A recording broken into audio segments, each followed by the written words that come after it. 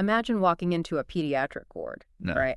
And you realize that a perfectly healthy-looking baby, like no symptoms whatsoever, has this systemic infection just silently altering their bone structure. Oh, yeah. It's terrifying. Right. Or discovering that a piece of clear Scotch tape from the clinic's front desk is actually, a frontline diagnostic tool. Yeah, it completely reframes how you look at patient care. I mean, when you dive into this specific stack of pediatric nursing notes, the biggest realization is that you aren't just like memorizing lists of symptoms. No, definitely not. You're really learning to read the subtle mechanics of a body that is, well, actively under construction. Exactly. So welcome to today's deep dive. If you're a nursing student or honestly just someone fascinated by human biology, we are taking a massive stack of pediatric course notes focusing on reproductive and genetic disorders, and we're breaking down the why and the how. Right, getting into the real mechanisms. Yeah, we want to look at the mechanics behind everyday playground injuries, structural plumbing emergencies, and complex chromosomal anomalies. Because our goal today is to translate that really dense clinical terminology into the actual mechanisms of disease. We're going to look at why certain baseline variations require a really strict watch and wait approach. Right, like just doing nothing. Exactly. While others demand you prep an operating room immediately. Understanding the underlying physics and the genetics of these conditions is what allows a nurse to anticipate a child's developmental trajectory rather than just reacting to it.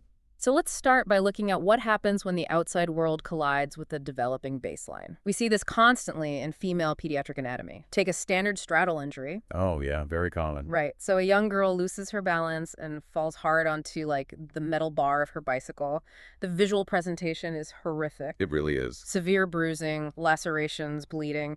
But clinically, this is usually a totally self-resolving issue, right? Yeah, it is. Because the localized tissue in the perineal area has this massive, highly efficient blood supply, which means the mechanism of healing is just incredibly rapid. But the real clinical challenges often come from persistent, low-grade environmental irritants rather than, blunt trauma. Absolutely. Vulvovaginitis is a perfect example of this. Right. A parent brings their child in complaining of severe soreness, redness, itching in the vulvar area, and they assume the child has contracted some aggressive infection. Which is a natural assumption. Totally. But when you look at the mechanism, the culprit is usually trapped moisture and microabrasions.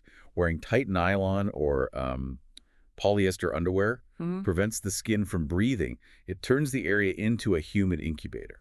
And then, you factor in chemical bubble baths. Oh, the bubble bath's the worst. They strip away the skin's natural protective oils, leaving the mucosal tissue just raw and inflamed.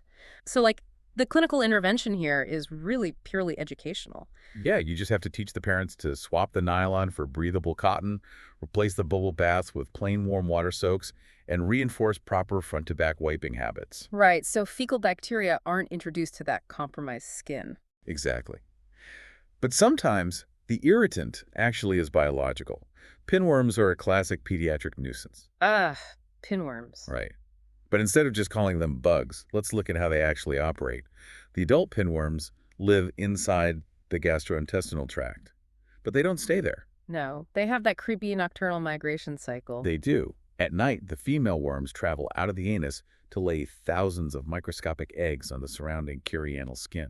And that nocturnal migration causes severe pruritus, which is just maddening itching.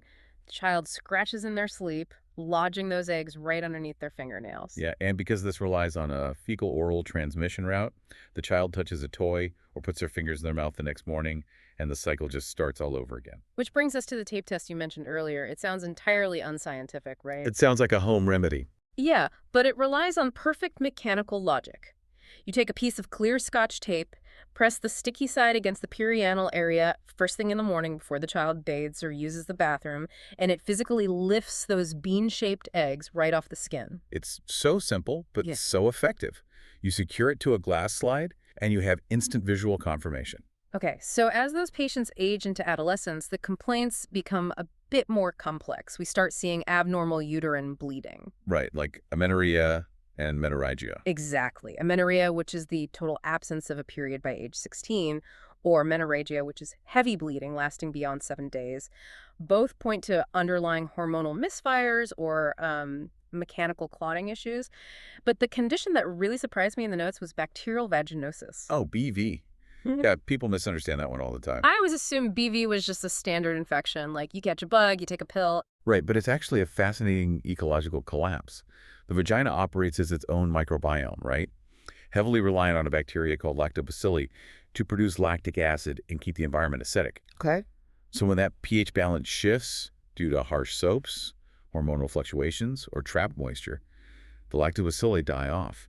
And this creates an ecological vacuum. Wait, so it's not a foreign invader? Not usually, no. The vacuum allows naturally occurring, but usually suppressed, bacteria to suddenly overgrow. It's an ecosystem disruption, causing that foul-smelling discharge and pain. Wow. Yeah, sometimes the body's flora resets itself spontaneously, and sometimes it requires antibiotics to clear the overgrowth so the lactobacilli can, reestablish dominance. An ecosystem collapse makes so much more sense. But what happens when an infection does invade and it fundamentally alters a developing system? That brings us to congenital syphilis. Right, transmitted from mother to fetus across the placental barrier. Yeah. And the bacteria responsible for syphilis, a spirochete, is incredibly stealthy. It can evade the newborn's immature immune system entirely. Completely undetected. A baby can be born looking completely robust and remain asymptomatic for up to 2 years. Which is wild. How does a massive systemic infection just hide in a baby for 2 years? Well, the spirochete has a very slow replication rate, and it lacks the specific surface proteins that usually trigger a massive inflammatory alarm in our white blood cells. Oh, so it just sneaks by. Exactly. It quietly disseminates through the bloodstream, embedding itself in the bone marrow, the liver, the central nervous system. It basically acts like a sleeper agent. And by the time the immune system catches on and symptoms appear usually around age 2, the damage is profound. You see chronic rhinitis, which looks like a persistent runny nose, but is actually the breakdown of mucosal cartilage. Yeah, and you see that distinct, highly contagious rash on the palms of the hands and the soles of the feet. It causes bone lesions that make the skeleton super prone to fractures. And the neurological fallout is just devastating. It triggers seizures, hearing loss, and hydrocephalus. That's where cerebrospinal fluid builds up and physically crushes brain tissue against the skull, right? Exactly. It is a terrifying argument for mandatory maternal screening because once that structural damage is done to the central nervous system, you just cannot reverse it. Wow. Okay, so we just saw how a systemic invader like syphilis hijacks a perfectly normal female reproductive baseline. But what happens when the baseline hardware itself is assembled incorrectly from day one? Let's look at the structural engineering of male pediatric anatomy. Yeah, pediatric urology is built around this clinical tension of knowing when to act immediately and when to simply get out of the body's way. Right, like with phimosis, which is the inability to retract the foreskin. Yes, there is a fascinating clinical trap here for nursing students. In an adult male, an unretractable foreskin is pathological phimosis. Right, it's a massive red flag. Exactly. It indicates trauma, severe infection, or scar tissue. But in an infant. It is entirely physiological phimosis. The foreskin is naturally fused to the glands to protect the tissue during early development. It's a completely normal adhesion that gradually separates on its own over several years through natural cellular shedding. It's wild to think how many well-meaning but uneducated practitioners have caused trauma during catheterization simply because they applied adult physiological rules to a toddler's anatomy. Yes. If you force that foreskin back on a baby, you will literally tear the epithelial tissue. It causes severe pain and creates the exact scar tissue you were trying to avoid. So, big rule, never force it. Never. And that same strict patience is required for cryptorchidism, which is an undescended testicle. The testes form inside the abdomen and usually drop down the inguinal canal into the scrotum before birth. But sometimes one gets stuck. Right.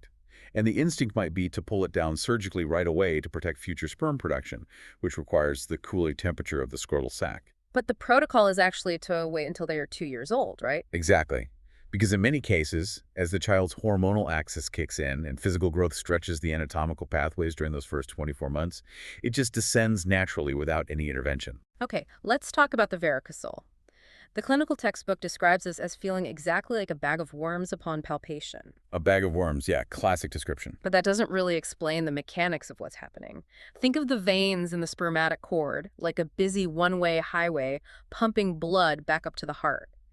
If the microscopic valves inside those veins fail, it's like a massive traffic jam. Gravity pulls the blood backwards, it pools, and the hydrostatic pressure dilates and twists the veins up. Right, and that pooled, twisted blood physically feels like a bag of worms. And that pooling also raises the ambient temperature in the scrotum. We monitor it closely through adolescence because that localized heat can damage sperm production and lead to infertility. But again, mostly it's just monitored. Contrast those with structural misplacements of the urethra, hypospadius, where the urinary opening is on the ventral or bottom side of the penis, and epispadius, where it's on the dorsal or top side. Yeah, those require actual surgical engineering. And this brings up a critical piece of parent education. If a newborn is diagnosed with either condition, you absolutely cannot perform a circumcision. Because the pediatric urologist needs that exact prepuce tissue. They literally recycle it. Right. They use that highly vascularized, stretchy foreskin to graft a brand new urethral tube and reposition the opening to the tip of the penis. And this is usually between 6 and 12 months of age. If you cut it off at birth, you just throw away the primary building materials for the repair. Brilliant anatomical recycling. This. But the waiting game ends the second you encounter the true surgical emergencies, right? Testicular torsion and an incarcerated inguinal hernia. Yeah, these are ischemic events. The clock is absolutely ticking on tissue death. Testicular torsion is violently abrupt. The testicle twists inside the scrotum, but it takes the spermatic cord and the testicular artery with it. It's like taking a garden hose and twisting it tightly. Blood flow drops to zero immediately. Yeah. The child experiences intense, blinding pain, often vomiting from the sheer shock to the autonomic nervous system. Visually, the testicle sits much higher because the cord is wound up and shortened. You do not monitor this. No, you do not. The salvage rate for the testicle plummets after 6 hours. You prep an OR instantly. And the exact same urgency applies to an incarcerated inguinal hernia.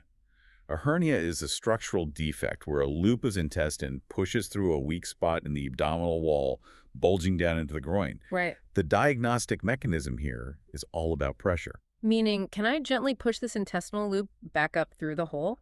If it's reducible, the blood supply is fine. You teach the parents how to do it at home and you monitor it. But if that loop gets stuck, if it's incarcerated, the edges of the abdominal wall act like a tourniquet. It clamps down on the blood vessels feeding that piece of intestine. And without oxygenated blood, that bowel segment becomes ischemic and starts to necrose or die. A strangulated hernia will flood the abdomen with toxic bacteria if that bowel perforates. It is an absolute drop-everything emergency. So far, we've dealt with localized irritants and structural plumbing errors. But what happens when the literal instruction manual for the body is misprinted? Let's dive into autosomal genetic disorders. Human beings operate on 46 chromosomes, so 23 pairs. Right. And when a cell divides improperly, during conception, a phenomenon called non-disjunction, you can end up with an entire extra chromosome, 3 copies instead of 2. This is called a trisomy. Exactly. And it creates a massive genetic dosage effect. The body is suddenly flooded with 150% of the proteins that particular chromosome dictates, which disrupts the entire physical and neurological architecture. The most common example is trisomy 21, or Down syndrome. Every cell has 3 copies of the 21st chromosome, which is frequently associated with advanced maternal age over 35. Right. You see distinct physical markers at birth: microcephaly, a flat nasal bridge, up-slanted almond eyes, small low-set ears, and a single transverse crease across the palm. But for a pediatric nurse, the absolute focal point of care revolves around the combination of protruding tongue and hypotonia, which is profoundly low muscle tone. Yeah, hypotonia doesn't just mean a child feels physically floppy when you hold them. It means their internal musculature, including the muscles required for maintaining an airway and coordinating a swallow, lacks baseline tension and strength. Which makes feeding an incredibly high-stakes task. Definitely. An infant with a large tongue and weak muscles will exhaust themselves just trying to generate suction on a bottle. They are at a massive risk for aspirating fluid into their lungs. So you never lay them flat. Never. You hold their cheeks forward to physically maintain the latch for them, and you heavily pace the bottle, tilting it down constantly to force them to stop, swallow, and breathe. You are actively managing their stamina to prevent fatigue and choking. And with trisomy 21, you're managing that stamina to set them up for early intervention therapies, physical therapy, and a long lifespan. But the genetic dosage effect on other chromosomes paints a much bleaker picture. Yeah. Let's talk about trisomy 18, which is Edwards syndrome, and trisomy 13, Patau syndrome. Trisomy 18 causes profound intrauterine growth restriction. The structural anomalies are systemic. You'll see clenched hands with overriding fingers, severe congenital heart defects, and rocker-bottom feet. That's where the arch of the foot bulges outward like a rocking chair due to severe bone malformation, right? Exactly. And trisomy 13 is even more devastating. The median survival rate is less than 3 days. You see extreme physical anomalies like cleft lip and palate, polydactyly, which is extra fingers or toes, and abdominal wall defects, where the intestines develop entirely outside the body. Wow. But the immediate threat to life is usually central apnea. Let's clarify the mechanism of central apnea, because it dictates the nursing care. Wait, hold on. Central apnea. I always thought apnea was an airway blockage, like sleep apnea where the soft tissue in the throat collapses and blocks oxygen from getting in. How is this different? It's a completely different mechanism. In central apnea, the airway is wide open. There's no physical obstruction at all. The problem is purely neurological. Oh, I see. Yeah, the genetic blueprint error in trisomy 13 means the brainstem, the autonomic metronome that governs involuntary functions, is severely underdeveloped. It literally fails to send the electrical signal to the diaphragm to contract. The brain simply forgets to command a breath. That is heartbreaking. If you're a student stepping into pediatric palliative care, this is where your role completely shifts. You aren't really treating a disease anymore. You're managing the emotional architecture of a grieving family. Exactly. You pivot entirely from active medical intervention to hospice support, ensuring the baby feels zero pain and just guiding parents through the darkest days of their lives. That genetic dosage effect we just discussed happens on the autosomes, the numbered chromosomes. But we also see profound alterations on the 23rd pair, the sex chromosomes, the X and the Y. Let's look at Fragile X syndrome. This is fascinating because it's not an extra chromosome. It's a specific missing protein on the X chromosome. And it hits males significantly harder than females. Right, because males are XY. They only have one X chromosome. If it has a fragile mutation, they don't have a functional backup. Females, being XX, usually have a second healthy X chromosome to sort of mask the deficit. That missing protein is crucial for neural synapse development. Without it, the brain doesn't croon its electrical connections properly. Physically, this manifests as a long, narrow face, a prominent forehead, very large ears, and hyperextensible, loose joints. Neurologically, it results in intellectual disabilities, high seizure risks, and highly autistic-like behaviors. Like repetitive hand flapping, profound social anxiety, and a complete lack of eye contact. Right, so that's a damaged X chromosome. But what if an entire sex chromosome is missing altogether? We get Turner syndrome. Yeah, this is a 45X karyotype, only one X chromosome. This is the only known condition where a human can survive missing an entire chromosome. And because there's no Y chromosome, it exclusively affects females. The survivability mechanism exists because even in normal XX females, the body naturally deactivates one of the X chromosomes in every cell anyway. But missing it from conception still causes major systemic issues. Yeah, at birth you'll see profound lymphedema, which is swollen hands and feet due to lymphatic system blockages. You see a distinctively webbed neck, short stature, a broad shield-shaped chest, and horseshoe-shaped kidneys. But the long-term mechanism we need to focus on involves the endocrine system. The ovaries in Turner syndrome don't develop properly. They degenerate into non-functional streaks of fibrous tissue. And no functioning ovaries means zero estrogen production. Which means these patients will not go through puberty naturally. The clinical intervention requires initiating daily estrogen supplementation as they reach adolescence, just to force the development of secondary sex characteristics like breast development and to protect their bone density from osteoporosis. Okay, so on the flip side of missing an X, we have Klinefelter syndrome, which affects males. This is 47,000 XXY, an extra X chromosome. The mechanism here is entirely about the ratio of testosterone to estrogen. During childhood, Klinefelter usually flies completely under the radar.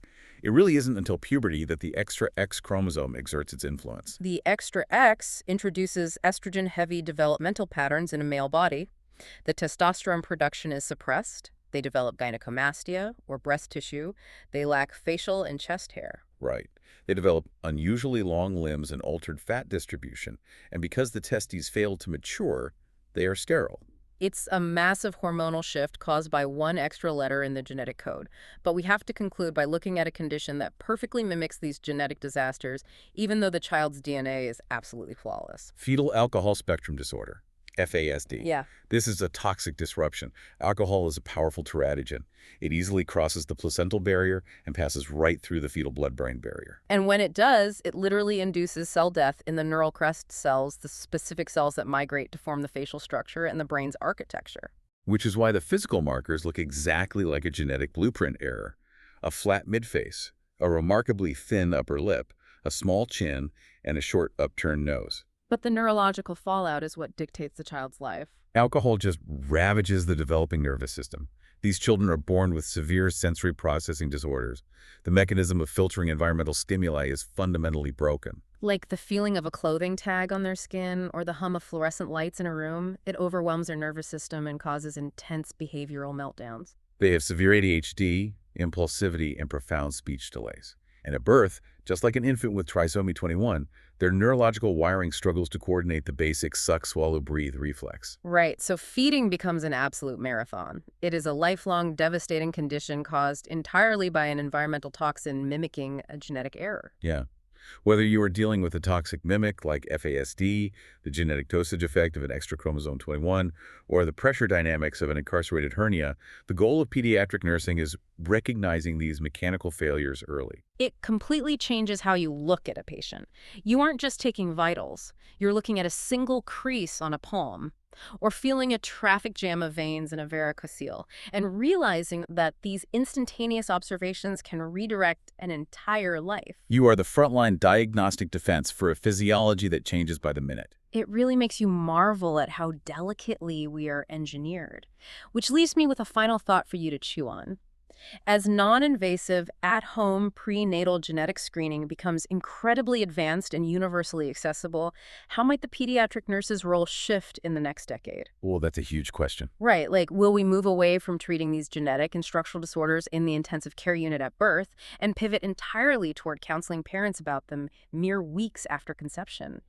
The timeline of pediatric care might be moving entirely backwards. The clinical implications of that shift are staggering to consider. Keep questioning the mechanics behind the symptoms you see. Catch you on the next deep dive.